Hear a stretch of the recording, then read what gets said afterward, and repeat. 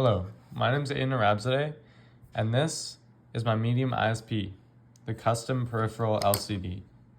This project consists of these parts on screen. It is designed to read gesture, color, and proximity data from the APDS 9960 and temperature data from the TC74. Then use it to determine which logo, computer mouse name, and temperature to print on the LCD. For example, an upward gesture changes the logo to Discord, downwards to Minecraft, to the left, change it to a world, and to the right, change it to the Aces logo. To change the computer mouse name on the LCD, the mouse is held close to the sensor so the proximity barrier is passed. The sensor gets color data and the respective mouse name for that color is printed. For example, if I choose my gray mouse, which is a Kane 120, and hold it over the sensor will sense the color and switch the mouse name to Kane 120. And if I grab my other mouse, which is a bit darker and black, and I put it over the sensor, it will sense the dark color and switch the mouse to G502, which is the name of this mouse, G502. And then let's say I want to change it back to the white mouse. I hold the white mouse over the sensor. It'll sense the brighter colors. And there we go. It sensed my mouse and changed the name of the mouse on the LCD to the Model O. The only problem is that the sensor has to be calibrated for the light environment because the colors will be either darker or lighter depending on the light level around you. For example, right now it's nighttime, so the colors are much darker because there's not as much light.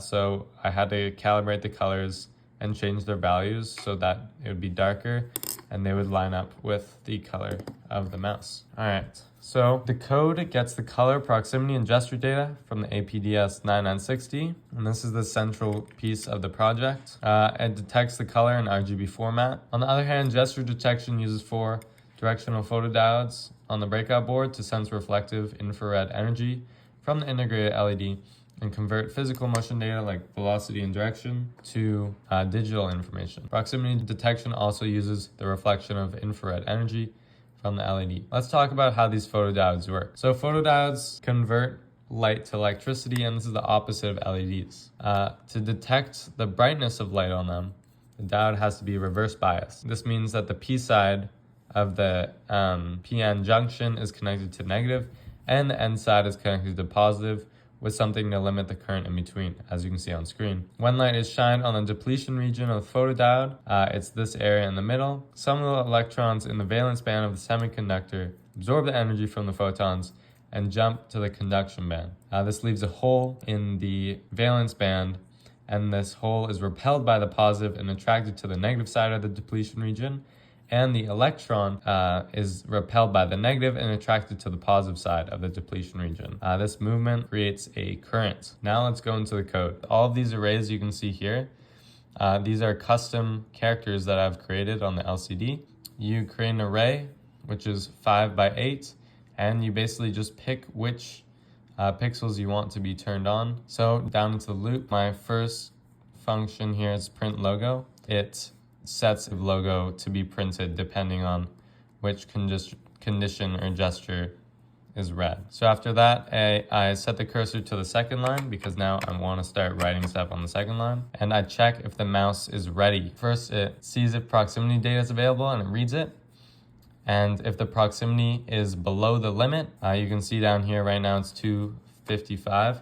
If I put my hand on top of it, it goes down, and now it's going to be, you can see it goes below 200, and then it starts sensing color data. And if the colors are within these ranges, then it will set the mouse color. After I've checked if color data should be read, I print the name of the mouse corresponding to the sensed color. Thanks so much for listening, and I hope you learned something about the custom peripheral LCD.